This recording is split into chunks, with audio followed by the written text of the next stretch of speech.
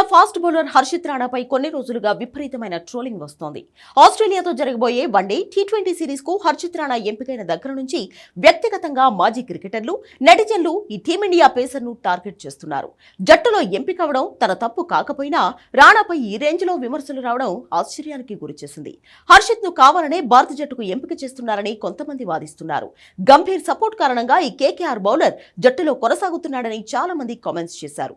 ఈ నేపథ్యంలో మాజీ క్రికెటర్లతో పాటు నెటిజన్లపై భారత్ కోచ్ గౌతమ్ గంభీర్ ఫైర్ అయ్యాడు.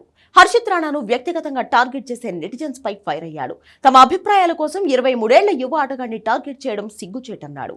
అతని తండ్రి మాజీ సెలెక్టర్ కాదని, ఎన్ఆర్ఐ కూడా కాదని అన్నాడు. కావాలంటే తనను ట్రోల్ చేయమన్నాడు. ఇలాంటి విమర్శలను తానైతే తట్టుకోగలనని, కానీ యువ క్రికెటర్ కు మానసికంగా ఇబ్బంది పెట్టొద్దని కోరాడు. ఒకవేళ అతని ప్రదర్శన బాగాలేకపోతే టార్గెట్ చేసుకోవచ్చన్నాడు. అంతేకాని అతను చేయని తప్పుకు ఎందుకు నిందించడం కరెక్ట్ కాదని గంభీర్ ఫైర్ అయ్యాడు.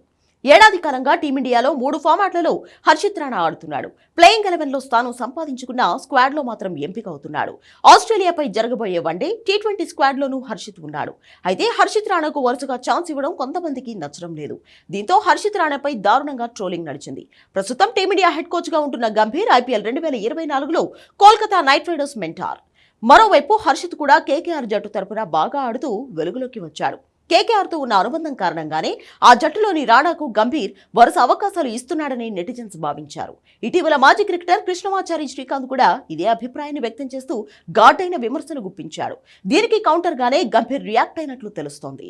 యూట్యూబ్ లో వ్యూస్ కోసం ఇలాంటి పిచ్చి పిచ్చి కామెంట్స్ చేస్తారా అంటూ తీవ్ర స్థాయిలో గంభీర్ విరుచుకుపడ్డాడు.